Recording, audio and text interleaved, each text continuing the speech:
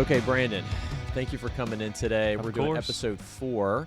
And everybody with me today is Brandon Klibert. He's one of our physical therapists at North Oaks, and he's one of our awesome sports physical therapists. He's one of my go-to guys when it comes to getting our athletes back out on the field. I know that I can just text Brandon right on up, and and I know he's going to take care of these people for me. So really excited to have him on to talk about really kind of a broad subject, but maybe not so much, but about returning athletes to sports, or really anybody to a high level of activity. And really the terminology for that is functional testing, I guess you could say. Correct. So Brandon has a background, college graduate in kinesiology at Southeastern Louisiana University, and went to PT school, as they call it, Fran U, at Our Lady University. That's over in Baton Rouge, just down the road. Yeah. So, and so that's a little background on Brandon. So when I was going through everything, and appreciate you sending me the articles, by the way, they were awesome. Of course. When I was going through all of this, there's lots of definitions that are very technical. So I want to start off with one of those technical definitions, and then I'm going to have you break it down for just a dumb bone doctor and all the other, people. I don't know about dumb bone, but yeah, all the people out there. Okay. Yeah. So what's the purpose of this functional testing that we do to get people back to sports? And so what I came up with is to identify athletes and their ability to produce and accept forces during movement tasks that are representative of those in their particular sport or activity. So just a really, really wordy phrase there. Assess their ability to adapt to multiplanar forces, and to identify deficits in neuromuscular control. And so that's kind of like the academic definition. Can you break this down for just the average person, what we're trying to do here? Yeah. So the easiest way to break it down is you can test it as it is a person's readiness, whether they're an athlete. It doesn't have to always be an athlete. It can be military, police officer, firefighter, you name it. But their readiness to return to their job, their sport, their activity safely, and that way we can have the most confidence with them being safe returning to that activity. Right, by safely, lowering their injury rates. Yeah, as low injury rate as we can. Nothing is perfect in the medical field, as we know, so doing our best to make sure we check all the boxes to make sure, we've checked this one off to make sure they're safe. Yeah, that was one thing that I think that's an important point is no matter what activity you're doing, whether it's football or you're chasing bad guys on the street, there's always this baseline level of risk. And so we're trying to get people back to that baseline level of risk by doing some of this testing. Yeah. Right? Is that how you would look at it? Yeah, you can look at it that way, or even get them above that baseline, because sometimes maybe it's a possibility that the reason their injury happened was they were never at that baseline or above it. So you want to get them even better than that baseline to where we know, as best the research says, hey, we get them to this level or this functional level, then they are at least risk that we're aware of, as far as the research says. Yeah, that's an interesting point. Actually, I never even thought about that until you just mentioned it, is that people going into their sport or into their job, they might be starting off with some deficits from the get-go. Yeah. And so it might even be possible to lower the risk even more. So that's really interesting to hear. Yeah. Okay, so let's talk about the different types of testing. Okay, so back in the old school days, I guess, we moved the joint around. Yep, that seems good. Full motion, little ligament check here, all good. And then a little bit of time-based stuff too, right? It's been 3 months. It's been 6 months. That's enough time. You're probably okay, right? Yeah. Well, that is clearly not the way we do things now. But what's some of the problems with doing it that way, that old school way? Yeah, so it's got some pretty. I mean, you hear patient first is a good way to think about it. So not every patient is the same. Some people will rehab quicker. Some people will rehab take a little longer. So it's always a patient-centered approach. So that's one aspect. And another thing is if you just rely on their time and where they are in rehab, then you may miss some of the boxes in a way. So you want to kind of stay on more of a criterion based in a way. So you can use, I mean, the time based is good because it's good for as far as, for example, graft time it takes to fully ligamentization, stuff like that. Some stuff, the time stuff is important. However, it's not the only thing we look at. Yeah. I guess that makes sense. The time base does make sense up to a point, right? Yeah. And just from the surgeon standpoint of things, and trying to convey to the patient, the athlete patient, trying to convey to them, yeah, I know it's been a long time. Yeah. But this is how long it takes. And it's, a lot of times that's hard for them to, they think just time based instead of the criterion, or hey, your strength is just not quite there, for example, and they want to rely on just the time, like, hey, I hit that time marker, can we do this, Right, yeah, there's probably, and we might not know this, but it seems like there's a minimum amount of time that each injury probably needs. Yes. So there's a little bit of time base going on there, whether it's ACL, shoulder instability surgery, something like that. Definitely. But once you hit that time point and say like the biological aspect of things have normalized, meaning like the tendons healed, or you mentioned the ligament, like ligamentization and ACLs. Exactly. Then we're more kind of the criterion-based return takes precedent. Yeah, I guess. Yeah, that's the easiest way to put it. And we use the time-based as a guideline for when we can maybe begin some things. So for me in my practice, for example, I don't really find a reason to try running or jogging prior to 3 months. There's just no reason strength-wise, tissue healing time, swelling inside the joint. I usually wait till at least 12 weeks, but we can use that time-based to guide our practice and be like, okay, we can start looking at this as, it could be strength testing at 6 weeks or 12 weeks, stuff like that. Yeah, I guess what we should clarify a little bit is when we met a week ago talking about this episode, we're really, for the audience, we're really looking at more lower extremity injuries. And so the one probably the most studied injury in terms of functional testing is probably the ACL. So a lot of what we're basing is off of ACL literature. Correct. Just because there's just so much of it out there. Yeah. Okay, so that's kind of the traditional stuff. And so really not a lot of criterion base, and so maybe not as good as what we're doing nowadays. So let's move on to like the contemporary type of testing we do, right? Yeah. So the one thing you'll notice when I was going through all the articles that you sent me is that there's dozens and dozens of tests. Yes. And so just start from the top. Take us through just all the different types of these newer types of testing that we do. Yeah, and a lot of them aren't specifically new. They've been here for a while. But, your basic thing is as basic as range of motion. You have to take into consideration tissue healing time. Specifically, if we're talking about ACLs, if you try and return too soon around that 6-month mark, there is an increased risk for injury. And then once you get to each month and after that, to about 9 months, it kind of plateaus off. So there is some time-based stuff. And then you have strength of quadriceps, your glutes, hamstring, core. You do want to look at core stability. There's, hop testing. You have the hop testing battery. You have vertical, single leg vertical hop tests. There's a lot, and I can go through all of them. Balance is an aspect.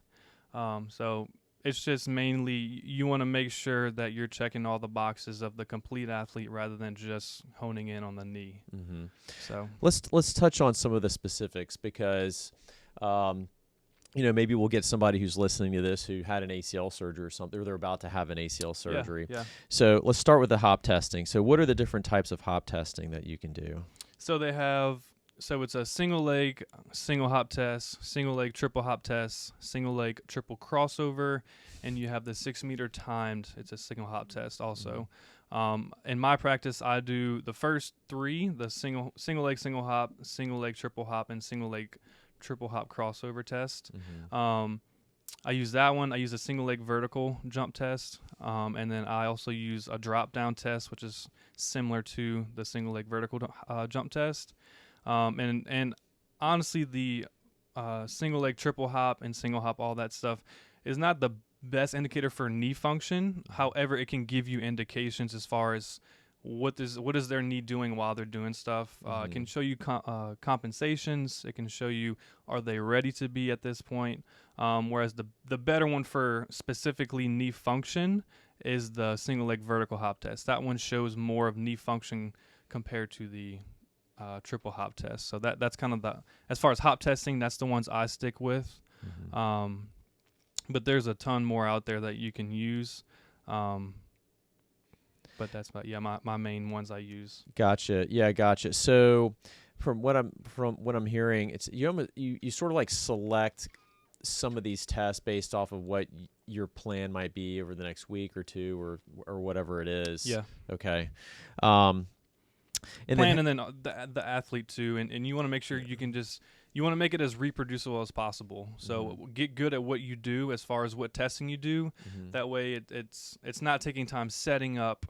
Let me make sure I'm looking at this or looking at this. The setup is like secondhand knowledge, and you're just looking at the athlete and making sure, okay, what do they look like? What is the quality of the movement rather than just what's the measurement? I guess that makes sense. So if I understand you just outlined a list of these type of hop testing you do, and you do them over and over again. So as you're working through this as a therapist, you start to understand what somebody should look like when they're doing this test.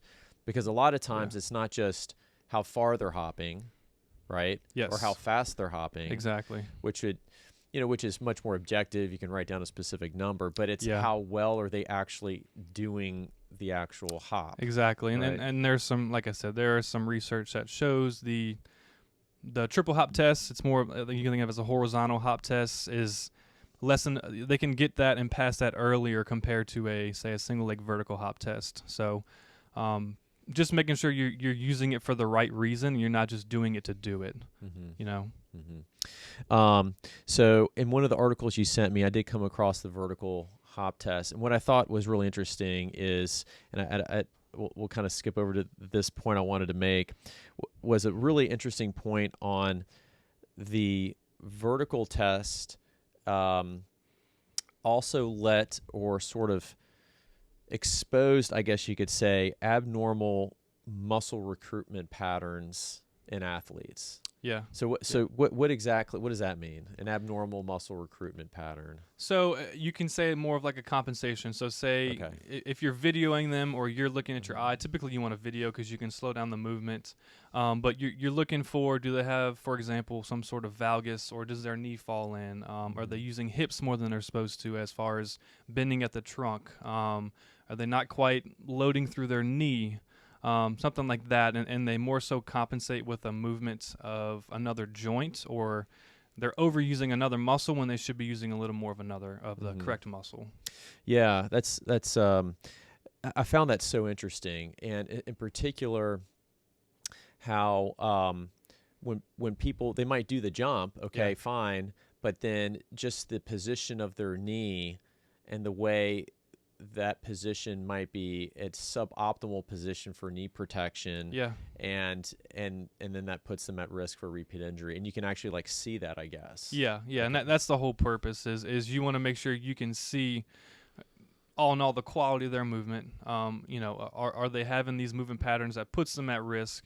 If you do see that, it can also give you some sort of treatment guidance. Like, okay, I see this, let me work on this with them. So, that's one way you can think of it too. Yeah. Okay. That was definitely an interesting thing, and I guess that goes into the quote unquote compensatory mechanisms as well. Exactly. That means the same thing. They're just compensating using the incorrect muscles or too much of a muscle, and it can tell you a muscle's weak, stuff like that. So that's our goal with it, is kind of like I said, you're looking for the quality. What does their knee bending look like? Are they actually loading the quad? That's the biggest thing usually is. They'll tend to shy away from loading the quad, just from quad weakness usually, or they haven't loaded it enough prior to that. So you want to make sure quad can be loaded, hip is stable, you're not getting any contralateral hip drop, which can give you an indication of some glute weakness. So that sorts of things to be specific. Yeah, so I guess another way of putting it is they're cheating without realizing they're cheating. They're cheating without it, without realizing, for sure. Right. Cheating or just trying to get the movement down any way they can. Right, yeah, just doing what athletes do. They just like make it happen one way or the other. Exactly. So so that's that's a great segue into this next point that I was going to make is the actual strength testing that you do. And so by strength testing, you're just you were just putting the muscle on the machine and then just seeing what they can do, right? So there's different types of strength testing. 1 rep max. You can go on the machine. Give me a rundown of that. Yeah. So for me in my practice, the gold standard of the best is a Cybex, which basically tests your quad strength. You can use it for other muscles also, but typically Cybex is the gold standard. If you don't have access to that, a hand dynamometer is good, or in my case, I use a crane scale. The crane scale goes up to 600 pounds, and if somebody is producing 600 pounds with their quad, I will be amazed. But it just gives it a continuous resistance to their leg, and that leaves less room for error in my measurements. So that's for as far as quad strength. And for glute and hamstrings, I use a hand dynamometer just because it's easier and more accessible. Yeah, okay. So different ways to measure, but you're really you're testing individual muscles. Exactly. And getting like a number. You want to get a numerical value because it's easy to just push on their leg and say, oh, it feels like a 5 out of 5. Right. Both legs can feel 5 out of 5, but their symmetry is only at 70%. So, and it's easy to have compensation without seeing a number. So that's the biggest thing is making sure you're getting a number on it, because it's easy to say, oh, they feel great, Right. And I believe you mentioned the other day that there's some sort of normalization or standardization you can do based on body weight, which helps avoid people cheating, I guess. Or you mentioned something about that. Yeah, it's in a way, I guess you can say cheating. I wouldn't say cheating, but it's more so like, because if somebody say they have 90% symmetry, which typically is accepted range, but say they're a 150, 170 pound person, but they only have 45 pounds of quad strength, and that's you have symmetry. However, that may be the reason why you got injured. Possibly, I'm not going to say it is, but if you look for, say, a goal standard or a goal of 80% quad strength compared to their body weight, it just gives you a higher standard to make sure that their quad is actually strong enough to support their body weight, or at least stabilize their body weight. Yeah, and then you even mentioned that there are some you can actually look up values per like athlete, position, sport, or something like that. Yeah, one of the articles I use and one of the websites I use, I can't think of it off the top of my head, but if you go to the website, you can click on athlete by age, gender, sport, what level of sport they are, and it gives you some normative values as far as quad, hamstring, glutes, as far as where they should be about body weight and stuff like that. Okay, yeah. I can imagine that would be pretty helpful, because if somebody has a lot of goals, in particular some of the college athletes that we treat, and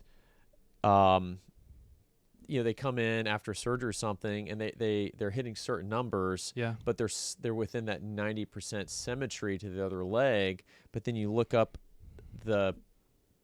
some of these other values, same position, and you're like, man, you're like still off here, you know. So you're just, I guess, as a whole, you're just not up to par, regardless if you're getting close to the other side anyway. Yeah, and even that 80% number, you can kind of, I don't want to say play around with, but say you get a 300-pound lineman in, sometimes it'll be hard to get to 80% body weight. It's good to have it as a standard, and you can kind of make your adjustments or your calls of as far as, hey, they look good, but say they're only 65% of their body weight as far as quad strength. But it's a 300-pound lineman, and at that point, you can feel confident that they'd be okay. Yeah.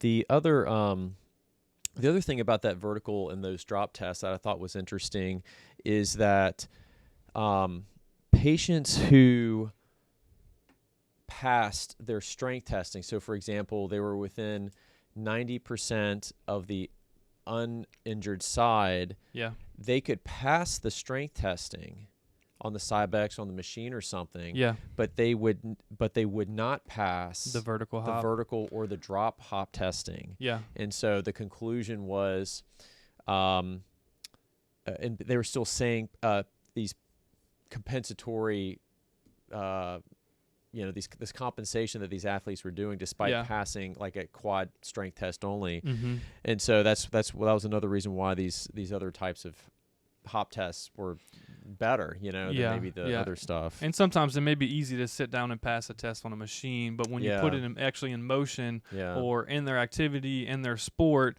maybe they're not able to do it while they're doing it functionally. So it's another component to look at it. How does it work functionally? Are you training it functionally, stuff like that, rather than just sitting in a chair doing the test? Right. Yeah. That was really interesting.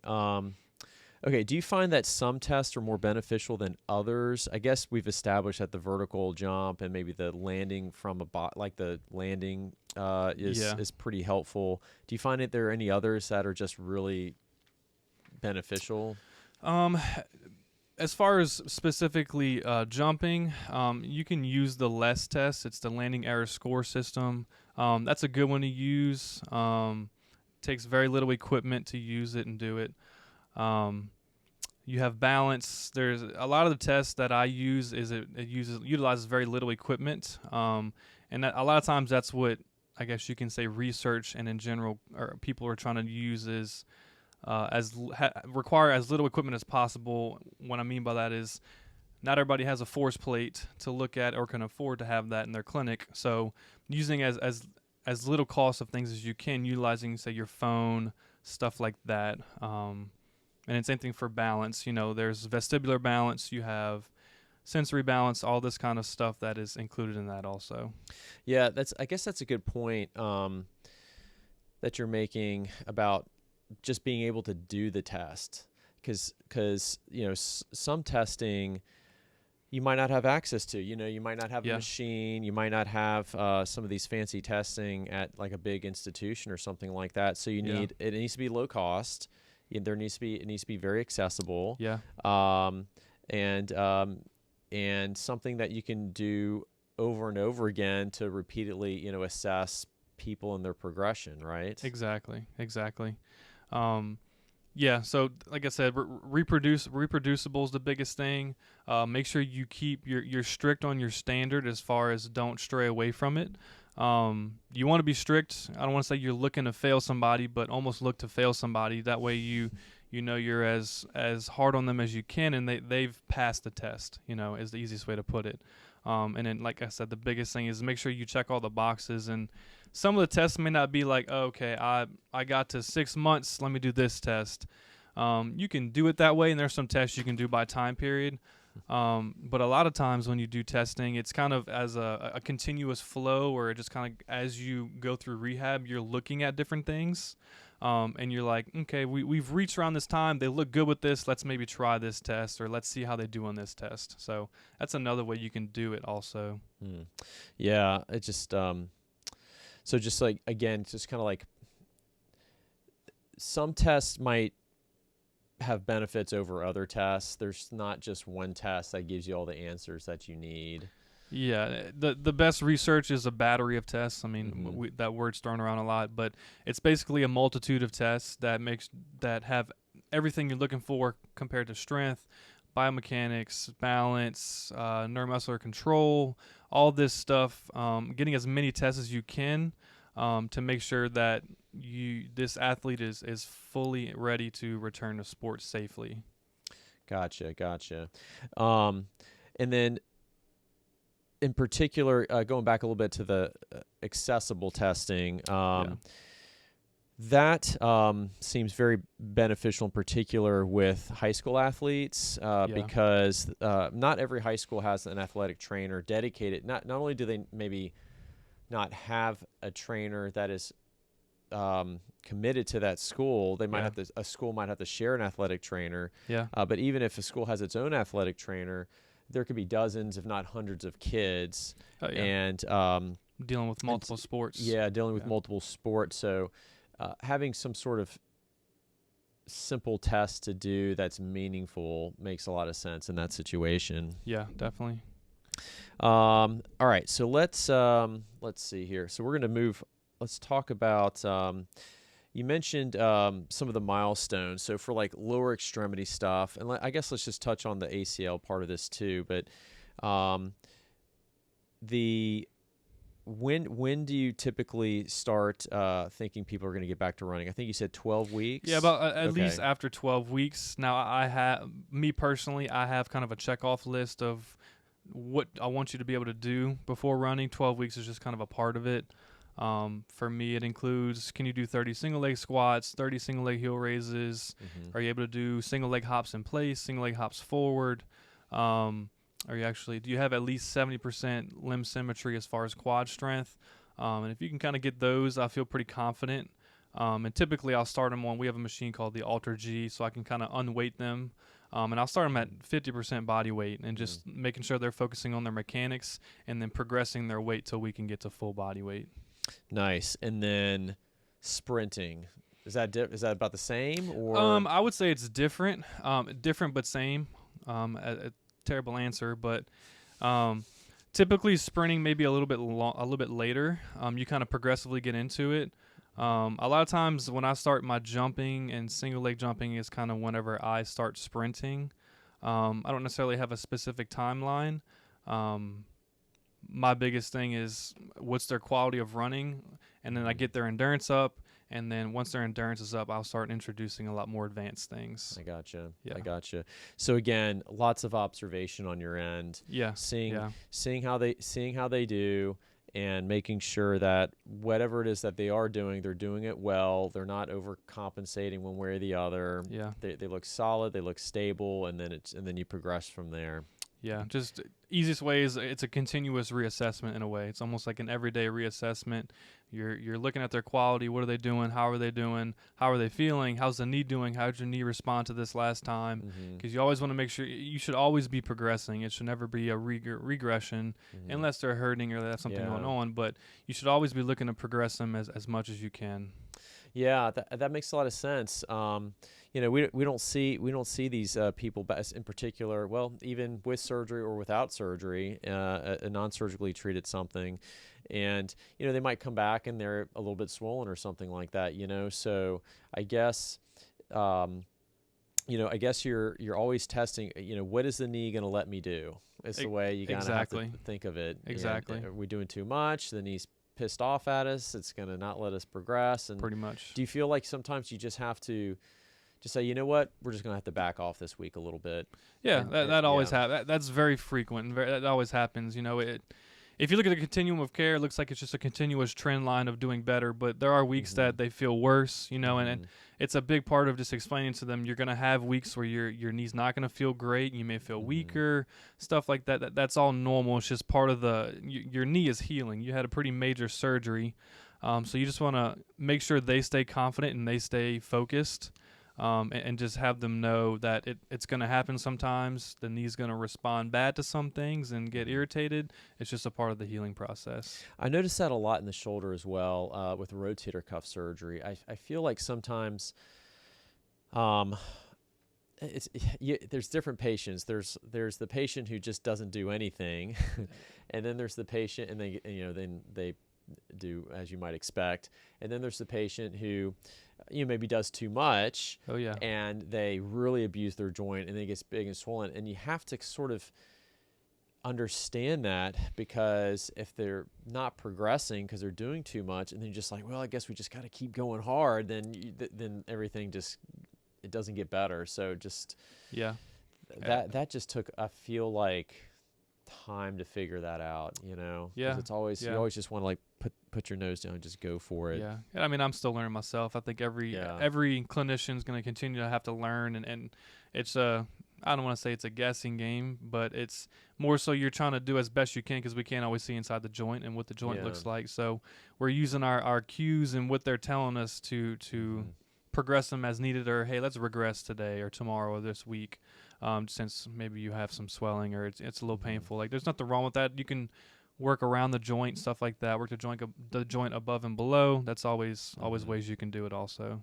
Yeah, that's a great point. So so would you consider that cross training, or not so much? I guess cross training, if you are rehabbing, let me think for a second, like a knee, maybe you do upper extremity, or you can do other things if you're not progressing well with the knee or something like that, right? You can always be doing something else. There's always something to do, and I always tell athletes, whether it's a knee or shoulder, I know we're talking about the knee here, but the other knee's not injured, so don't forget about it. It still needs some love. So that's a big part of it is making sure they if they're hurt one day or it's irritated, hey, let's do some more work on the other leg, or let's do some hip work, let's do some calf work, or let's decrease the load and maybe increase repetitions, stuff like that. Just work with the joint and listen to it as best it can. Yeah, I think that's a great point, especially with ACLs, because there is a substantial re-injury risk for the other knee too. Yeah. The number that comes to mind is like 25% or something like that. I think it's around 30. It's pretty high, 25, 30. And so, and it takes so much time just focusing on the operative knee or the injured knee. It's really easy to forget everything else. Yeah. Yeah. It's very easy, and that's a big part of, I guess, patient education early on for us. Is we're constantly educating them, hey, you can't forget about the other knee, don't forget about the other joints, all this kind of stuff. They have a plethora of things they're trying to worry about, like you said, specifically with the injured knee. But that can be something if they have an athletic trainer, like, hey, go work with your athletic trainer on the other leg or stuff like that. So just making sure they don't forget about that other leg and give it some love, because it's going to be supporting the other leg for a while. Yeah, need to give it plenty of love for sure. Yeah. Okay, so you mentioned, work with athletic trainer. We have a lot of high school athletes, and there has to be a lot of coordination with the athletic trainer. Take me through that relationship a little bit. The relationship between the physical therapist, the athletic trainer. How do you guys work together with like a high school kid? Yeah, so I guess if specifically talking about a high school kid, I mean, from the start, or let's just say, let's do high school and then we'll do college. Yeah, How about no that? problem. Okay, let's do that. So if we're talking about a high school, it can be college too. You immediately day one you see them, you're still contacting the athletic trainer. Hey, this is what we're doing. This is what we're working on. Because you want to get a good foundation. You don't want to forget about the little things as far as range of motion, activation of quad, calf, all that stuff. So I'm communicating with them, telling them, hey, can you work on these things with them? Even early on, like I said, it could be as simple as short arc quads, long arc quads, straight leg raise, quad sets, whatever it may be, making sure we're getting on top of it as early as possible. And then also, having the athletic trainer also do some education with them to keep them focused on what's going on. So it's like I said, it's a continuum of care, and we're always contacting the athletic trainer. If we see something, we let them know, or say we want to focus on something more and have them focus on something with them, as far as we need to work on some jumping and some glute strengthening, like, hey, can you work on some quad strengthening? Or I need to work on quad strengthening, can you work on some glute strengthening with them? So it's a tandem relationship. You're working with them throughout the whole process to make sure we get the best results for the athlete or patient in general. Right, yeah. So I guess it helps you, because there's a certain amount of volume you have to hit, right, to maybe not so much early on when you're doing a lot of pain control and getting the swelling down and trying to get that motion back. Yeah. But once you get all those other things back, you really need that volume to stimulate, muscle response, I guess. Yeah. And so work with the trainer helps you hit those volume goals, I guess. Exactly. And I mean, you kind of have to play with the load management at that time too, because you don't want to overdo it, because say they're seeing you 2-3 times a week, and then they're going to see the athletic trainer 3 times a week. Early on, sometimes that could irritate the joint a little too much. Now later on, that's a good thing. You want to get them into it as much as you can, but early on, load management, you want to kind of watch with that. But yeah, it's a very fine line of how much you're doing to the knee. Yeah, exactly. And I guess we have to realize that, when people come in to see you in the physical therapy clinic, I mean, you only have so much time per patient, right? I mean, they set an appointment time, they come in, they work with you, and you can't be with them all day, every single day, going with these things. So I guess having that athletic trainer just helps extend or put you in more than one place at once potentially. Yeah. That's a good way to think about it. Okay, and then I guess college is about the same. Would you say? Yeah, it's about the same. A lot of times, your higher level athletes, I'm not going to say they get themselves better, but being realistic, they're much more genetically advanced than us. Mm-hmm. So a lot of times with some stuff, they tend to start getting better pretty quickly. However, they still need the reinforcement from both PT, athletic trainer, doctor, to keep them on top of things. But it's along the same lines as far as communicating from the start. Sometimes colleges have a little more.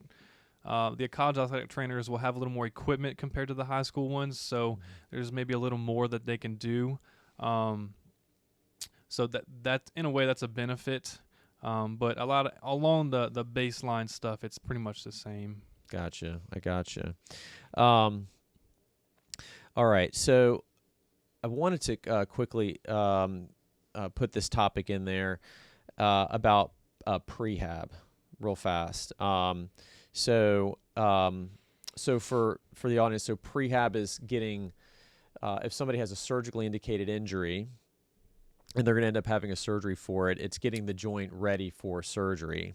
And so, do you, I feel like everybody's pretty much on the same page as that, right? Yeah. Okay. Yeah.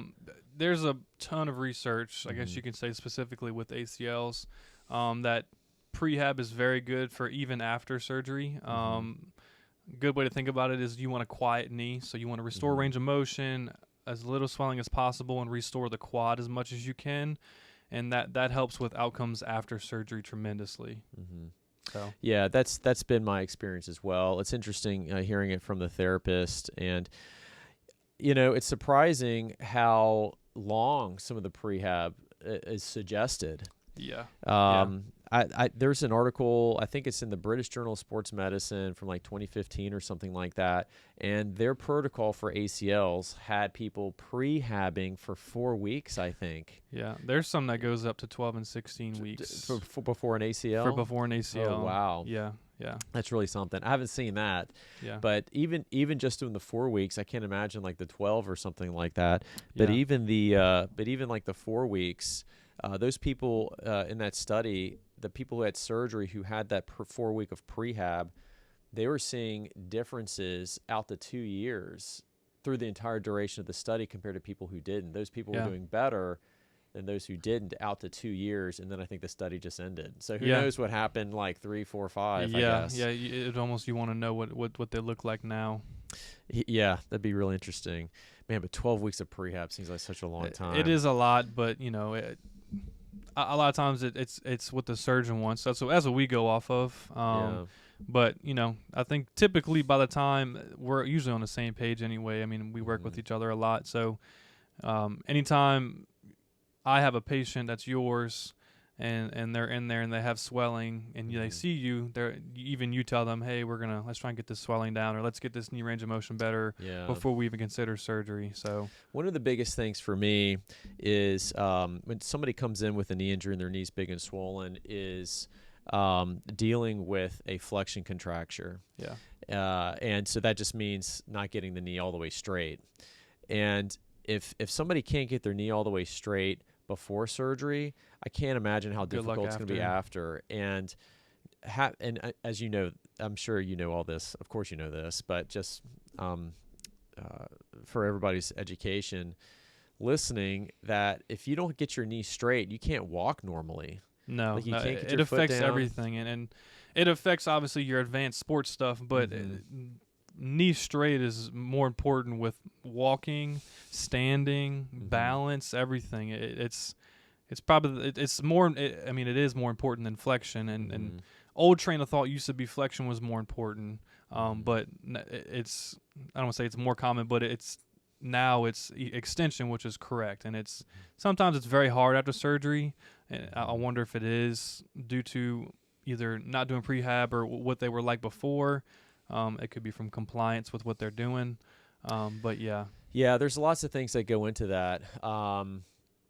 So I on my little handout, like the first picture on the handout is get your knee straight, like right away. It's not the most comfortable position right away, and so most people don't want to do it. It hurts more. Well, that about 10 degrees of bending. Yeah, it feels great. That's the comfort degree of knee. So right, exactly. And their hamstrings get spasmed, and then their quad shut. So the hamstring spasm, and the quad shuts down, and so the hamstrings pull the knee a little bit bent, and the quad can't pull it straight, and so then you just end up sitting like this. Yeah. Do you find that people who struggle with getting their knee all the way straight just stay sore and swollen longer? Is that anecdotally kind of what you think? Yes and no. I mean, I feel like there is some research. I mean, there's very little. I've listened to some podcasts and some people talk about the hamstring contractor you're talking about, but there's I think there's a pretty kind of a little bit of an indication showing that if you can kind of wear out the hamstring, considering whatever graft type they have and what other injuries they have going on, if you can get the hamstring to relax, whether it's from exercising it to kind of wear it out, that plays a part in knee extension. I mean, you have calf mobility. I think swelling does play a part, but sometimes I'll have patients that for 10 weeks, I say 10, but 8 weeks, I'm like, I cannot get this person's knee straight. Yeah. And then all of a sudden, I don't know what happens, but they come back and it's straight. Interesting. It's a couple patients, but. Wow, interesting. Yeah. I mean, if I start hitting 10 weeks and their knee's not straight, I start getting worried. Yeah.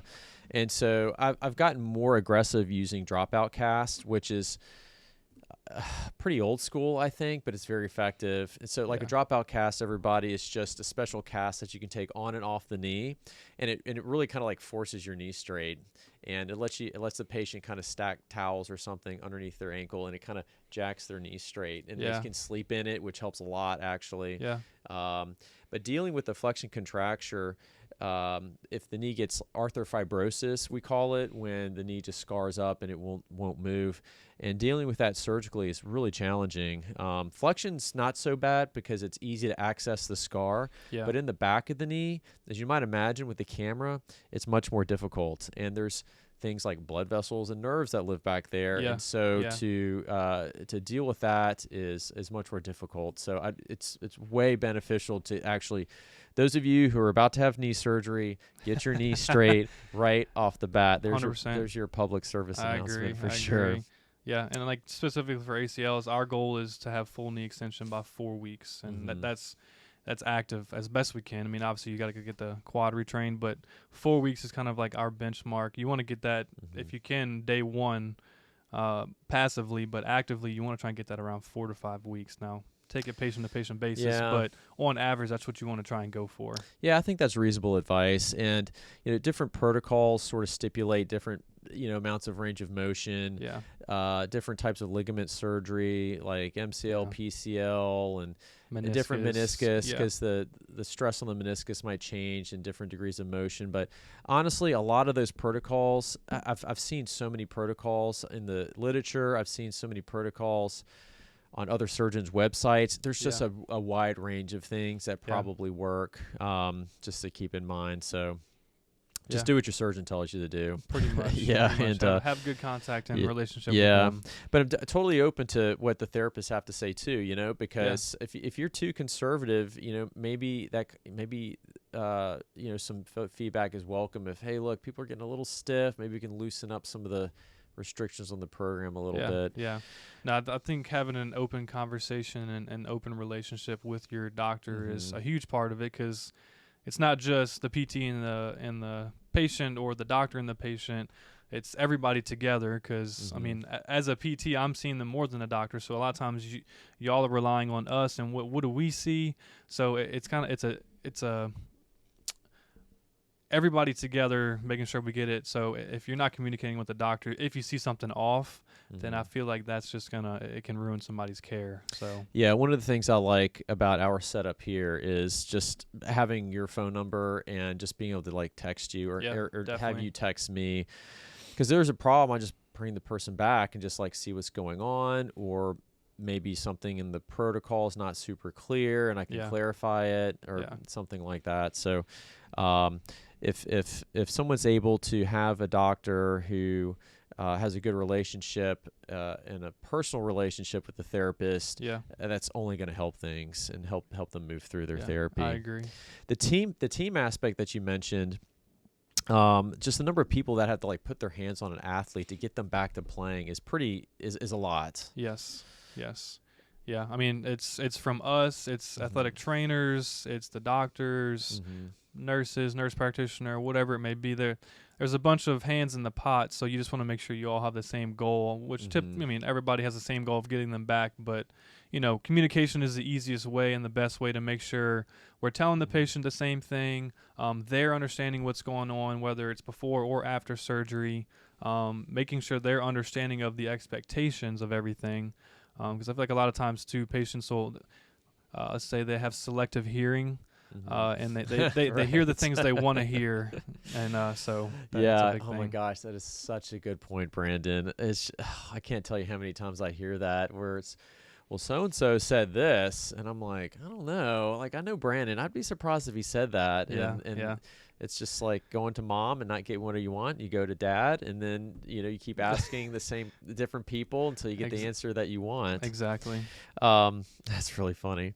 All right, so I think this is a good time. We've touched on a lot of different things here, but what I'd really like to kind of hear from you as a physical therapist is, what is your philosophy when you get an athlete and, okay, they just had surgery, they just had an injury, they show up to your clinic day one, and obviously the goal is, okay, we're back playing. Like, how do you start from there and then just take them all the way? Like, give me kind of a general rundown. So it's kind of, bird's eye view. So early on, you want to make sure you get the basics. You want to get range of motion normalized. You want to get their knee function. You want to get their quad activation back. That's the big early steps. Obviously, I don't want to say it's rare, but a lot of times when you have an ACL injury, it's accompanied by whether it's meniscus, MCL. It's multi things going on. So that can affect the rehab also. And for this case, we'll talk about just ACLs. But you want to get them back to kind of getting on that leg. Early on, you can start them with squats. Doesn't have to be anything crazy. It could be mini squats, but swelling, range of motion, strength, and then once you get them back to walking, you can say first 3 months is get them to a normal functioning human being. So walking, talking, getting in and out of a chair, that kind of stuff. 3 to 6 months is kind of the overarching strengthening phase. So get that leg as strong as possible, get them loading the leg as much as possible, and then that 6 to 9 month, you can say, is the return to sport aspect. So getting them to sport-specific things, agility drills, jumping, plyometrics, all the fancy fun stuff, right? Right. The sexy things, as they say. Right. But, just that's an overarching view of kind of how we progress. Now, it's not exactly 3 months we start the 6 to, somebody may be earlier, somebody may be later. It all depends on what they look like and how they're progressing. So Right. Do you find that any one of those phases tend to take longer than others? I guess sometimes it depends on the injury. I feel like sometimes when they have like a meniscus and they're kind of unweighted for a little while, the range of motion sometimes can be an issue, specifically extension. I feel like that's a lot of times a big issue. Yeah. So that's why I like getting swelling under control is a big thing for me. But a lot of times it's retraining that knee on how to load, and what I mean by that is the quad to accept body weight and actually stress the quad in a way. Because a lot of times people want to compensate with glute activation or trunk flexion or something when they're, say, doing a single leg squat, just basic thing. They'll tend to just sit back more and use glutes. But yes, that's kind of for me, it's strengthening and range of motion. Once you get to the later phases, you should have already kind of checked off a lot of the boxes and they're looking good. Because once they kind of get going, I feel like majority of athletes are once they feel confident in their leg, they kind of get themselves going in a way. I see. Yeah. I guess that's that is a tough question to answer. I was actually thinking, is it going to be more the more skilled type of rehab where they're where they're doing, like they have their strength and they're relearning their skills to get back to a starting position. In a way, yeah. I guess you can say that's like the cognitive aspect of like the confidence in their leg. I don't know if I would say it's a lot of times it's honestly how do they feel good about their leg? Are they confident? Because I can tell them all day, hey, you look good, you're loading it properly, your mechanics look awesome, but until they actually start doing it and they what's the word I'm looking for? Mentally feel confident in their leg. It's kind of hard. I don't know. Yeah, there's maybe within like the last 5 years or so, there's been more discussion on like the psychological readiness of an athlete. It's a huge part of it. Yeah. Do you find that common? Like they're checking their boxes, their strength numbers are good, you're looking at them kinematically, it looks good, and they just like can't get their mind right to do it? I mean, the goal of a PT is to make them as comfortable as you can. You take them almost in a step process, like you start with double leg stuff, they feel really good, look good, and then you get them to single leg stuff, just kind of overarching. But yeah, you want to make sure you set them up for success. So take them through things that they get good at. They're like, okay, I feel good in my leg. They're having the proper mechanics with it. To where when they get to the more advanced stuff, whether it's they're going different directions or cutting. I mean, I'm overarching here, but making sure that me as a PT, I'm setting them up for success. I think that is evidence in the literature as well. I came across an article that essentially the gist was, if they're hitting these functional numbers, then that is reflected in their psychological readiness. And so, which is kind of like, okay, a duh statement, you know what I mean? Yeah. So I guess you don't run into too many psychological, like mental blocks if you do your job as a therapist and they put the work in, and then everything tends to just kind of get itself worked out at the end. Yeah. And I mean, sometimes you're going to have some patients that are, say, the opposite. They're mentally say they're ready, but they're not quite physically there. So you want to make sure that kind of lines up, like, say that 90% overall, they look good, but they're only scoring, I feel about 70% confident in my leg. So that's the stuff you want to make sure you're looking out for. But like you said, typically on average, if I had to say, it would be they're usually about the same. But a lot of times it's the kids are overconfident. They're like, I feel great, I'm ready to go. So it's good to have the athletes that are just they're very confident, very ready to go. They have a good drive to get better. So that always helps rehab. Yeah, I bet. Yeah, the male. Yeah. Well, I'm thinking of like rodeo, bull rider guys. They're always ready to go. Oh yeah. They're just, oh my gosh, man. They, oh gosh, you got to slow them down. I don't know how many. We don't get a lot of them here. I think I've seen one or two, and he was ready to go. Oh, ready to go. They're ready to go. They're very broken. They're very just got to get back to work type people. Yeah. So. Yeah.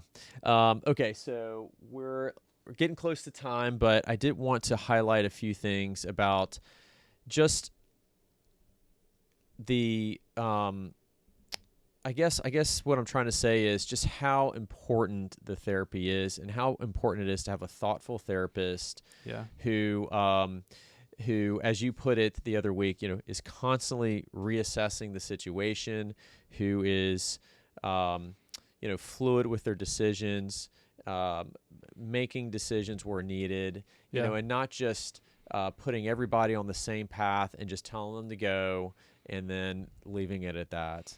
Yeah, because some people may get their quad back pretty fast. Some people may take a little longer. So you just got to make sure you have a patient-centered approach is the biggest thing. I'm still learning. We're constantly learning. There's constant research coming out. Knowing your limitations is a big thing too. So using your coworkers, maybe they're good at something and you rely on them or ask them questions. And maybe somebody's a lot more experienced than you. Don't be afraid to ask a question. That's my biggest thing is, if somebody, patients too, I'm always telling them don't ever hesitate to ask me a question because I know when, as a physical therapist, I constantly have questions. So, just always making sure you're on top of your game and keeping the patient first and reassessing constantly to, like I said, to keep their goal in mind is the biggest thing. Yeah, I think that keeps them motivated too, because if they see, if a patient knows that there's a roadmap here, it might be a windy road and you might have to step off on a detour on the way there. Exactly. But there is a process to this. And as long as they feel like they're on that path and they kind of understand why they're doing this or that, then people tend to do well, do better, more motivated maybe. Yeah. I mean, patient buy-in is kind of how you can say it. Yeah, there it is. Yeah, patient buy-in. So patient buy-in, you just make sure you have the same goal in mind. What's the end game with this? What are we trying to get back to? And make sure the goals are clear throughout. There's different ways to get to that goal, but make sure your goals are all in line and that you all have the same frame of mind going forward with that. Yeah, definitely. Well, man, I feel like we should just end it there because that was such a great summary of everything. It was. Okay. It was. Well, I'll tell you what, Brant, is there anything you want to add to that we haven't touched on? No, I just thank you for having me. Okay. Definitely an honor. Yeah. Well, look, it's great to have you. Really glad to have you in my corner to help take care of some of these people. I know between you and Kyle and some of the other people over there, I feel like we got a great setup and to get some of these people back going again. Definitely. So really appreciate you coming on. Of course. My pleasure. All right. We'll do it again soon, maybe. For sure. Maybe get a couple people on here. Oh, yeah. We'll do a group one. We'll bring the whole crew maybe. For sure. All right. We'll see you. See you.